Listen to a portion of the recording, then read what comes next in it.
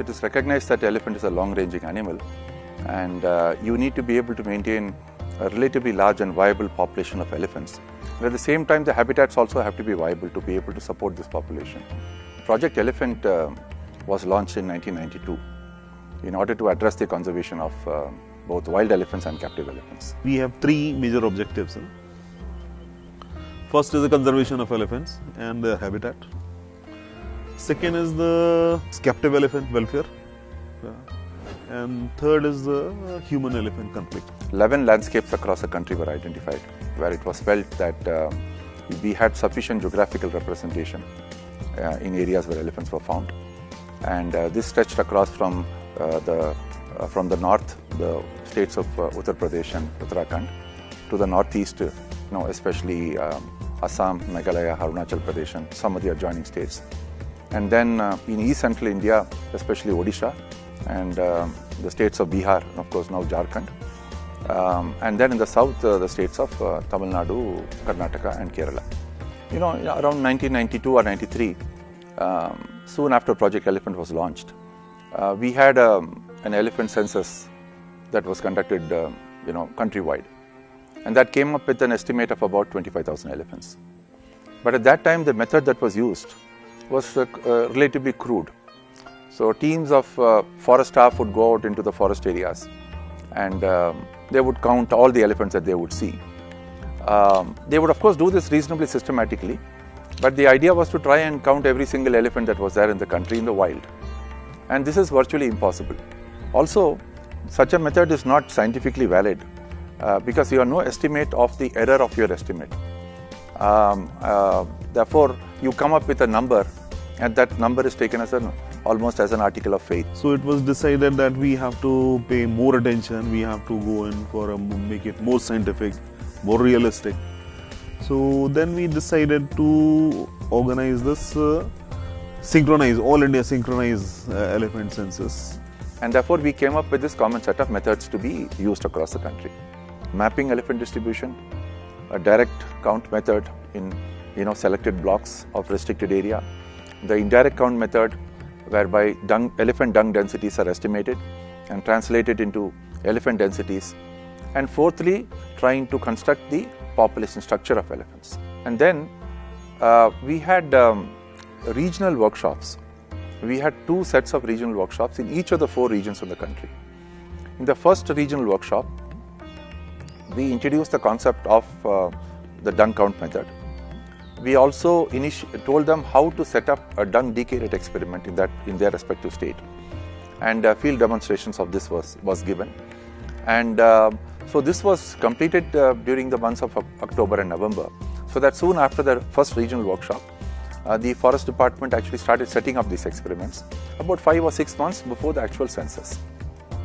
Then we went through a second set of regional workshops in which the forest staff were exposed, especially the senior officials were exposed to all the 4 methods that are being used for the population monitoring. So in this we introduced them to how to map elephant distribution, then how do you really design the direct count method by selection of blocks, and then how do you estimate elephant dung density through using the line transect method.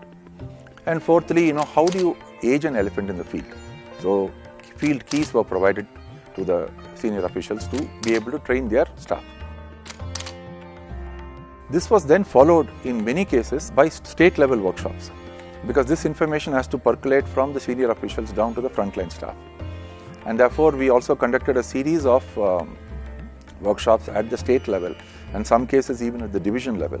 We are also trying to ensure that there is greater transparency in the manner in which these population exercises are carried out for species like tiger and elephant and so on.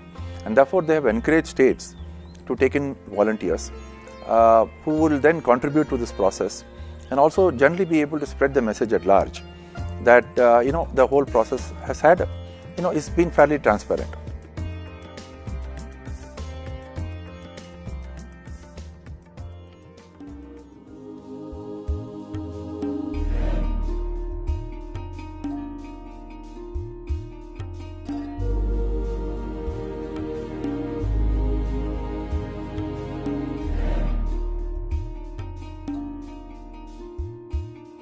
The first was to prepare a map of elephant distribution in as much detail as possible and produce data that could then be mapped on a geographical information system platform and then be subject to analysis, using computers and GIS software. After that, we will take up the field level operations. It is supposed to be 4 days. One day we will keep extra for a spillover. If you have to make any inferences about trends in elephant population, you have to have some continuity with the previous estimates. We have therefore tried to persist with the direct count method. Randomly selected block sample count. Here, the division is divided into different block or compartment, and we have the elephant presence and absence details, and we take only those blocks or a compartment where the elephants are found. ಏನು ಮಾಡಬೇಕಂದ್ರೆ ನಿಮ್ಮ block select ಮಾಡ್ಕೊಂಡಿದ್ದೀವಿ B3 ನಿಮ್ಮ block number. ಇದೇನು ಮಾಡಬೇಕಂದ್ರೆ 5 square kilometre ಹೆಚ್ಚು ಕಡಿಮೆ ಇರುತ್ತೆ. ಇದು ಅಡ್ಡಾದಿಡ್ಡಿ ಓಡಾಡಬೇಕು ಅಂದರೆ ನಿಮ್ಮ ಬ್ಲಾಕ್ ಫುಲ್ಲು ಕವರ್ ಮಾಡಬೇಕು. ಬ್ಲಾಕ್ ಫುಲ್ ಕವರ್ ಮಾಡಿ ಎಲ್ಲೆಲ್ಲಿ ಆನೆ ಇದೆ ಅದನ್ನು ಸ್ವಲ್ಪ ದೂರದಿಂದ ನೋಡಿ ಅದ್ರ GPS ಮೊದಲು ತಗೊಂಡು ಹೋಗ್ಬೇಕು. ನಿಮ್ಮ ಕೆಲಸ ಏನಂದ್ರೆ ಆನೆ ಎಲ್ಲಿದೆ ಅಂತ ತೋರಿಸ್ಬೇಕು.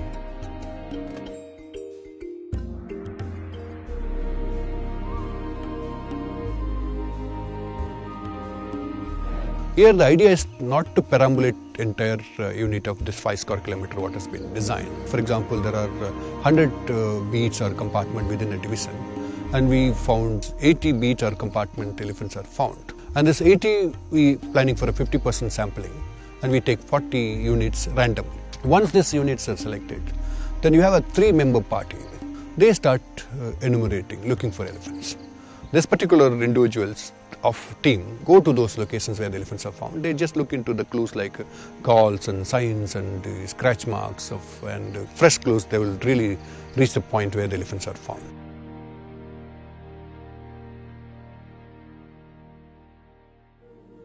Third was this indirect counting. So instead of counting the elephants, we will be counting the elephant dung. So we will having some 4 to 6 square kilometer of blocks. With that, we will make one line transit, and on the both sides of line transit we will take the operation this measurements of this elephant dung and try to come up with the dung density and finally to the elephant density. Use the rope as a straight line. You walking along the transit line and look for the dung piles. Once you see the dung from the line, you just measure the distance from the line. In addition to it, every dung pile which is measured from the line also will have a GPS reading. Taking the distance, perpendicular distance from the line. So center it kore. No, in center. In the mundu. The perpendicular distance is 1 meter 53. First thing is we took a perpendicular distance from the line to the center of the dung pile, and then we take a GPS point of each dung pile. Do it up to 1 kilometer, then you have initial GPS reading taken, and the end of the transit also GPS reading is taken. ಬೆಳಗ್ಗೆ 7:30 start ಮಾಡಿ 10:00 ನಾವು end ಮಾಡಿದ್ವಿ. 10:30 ಈ 1.5 kilometre distance ಅಲ್ಲಿ ಒಂದು 16 dung ಪೈಲ್ ಸಿಕ್ಕಿದ್ದಾರೆ. The fourth method that's being adopted is the so-called water hole or a salt lick or an open area count, where the staff go out.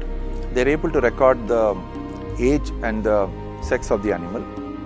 ಒಂದು ಹೆಣ್ಣದು ಒಂದು ಗಂಡದು ದೊಡ್ಡದು, ಇನ್ನೆರಡು ಚಿಕ್ಕವು ಪಡ್ಡೆ ಅರಪಡ್ಡೆ. And they're also been asked to take photographs so that we can come up with an accurate classification of each individual that they have seen. For example, anything above 8 feet is an adult, 6 feet to be sub-adult, 4 feet to be juveniles, and anything within below mother's belly will be calf. And therefore we are able to get a good idea of the population structure from which we can infer the demographic health of the population.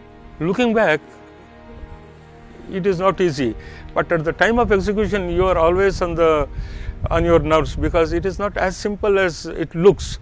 Lot of issues are there, lot of things have to be done, and every second you have to be alert till this census is over. In terms of trying to get an estimate of the elephant population of the country, what you can expect immediately is possibly results from the direct count.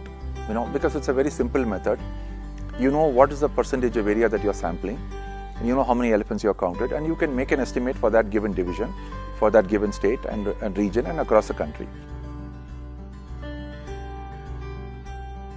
Actually data field से आ गया है, हम लोग अब अभी data को analyse करेंगे और क्लीन अप करेंगे, उसके बाद एनालिसिस करेंगे. इसमें है डाटा है, ब्लॉक काउंट का डाटा है और वाटर होल एलिफेंट सेंसस का डाटा है और है डंग काउंट का डाटा है. The indirect count method, on the other hand, will require a lot of time because a lot of data will be coming in. You have to estimate the dung decay rate specific for that given region.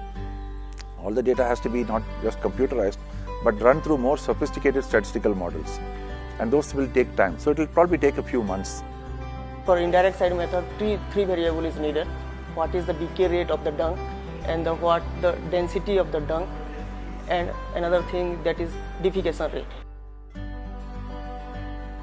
Asian Nature Conservation Foundation is assisting the Project Elephant Directorate of Government of India in compiling the results from all the states and preparing a national report. I don't think we have to be worried about elephant numbers. We are confident that we have a very large elephant population in the country, and therefore exact numbers are not very important for us. On the other hand, what's important for us is to really understand the status of the habitat, where elephants are found, because conflicts are emerging in new areas, and we should be able to be in a position to mitigate these conflicts as quickly and effectively as possible. So hopefully this exercise will provide a framework, that will assist both the state governments and Government of India, the Project Elephant Directorate, in better planning for the management of elephants in the wild.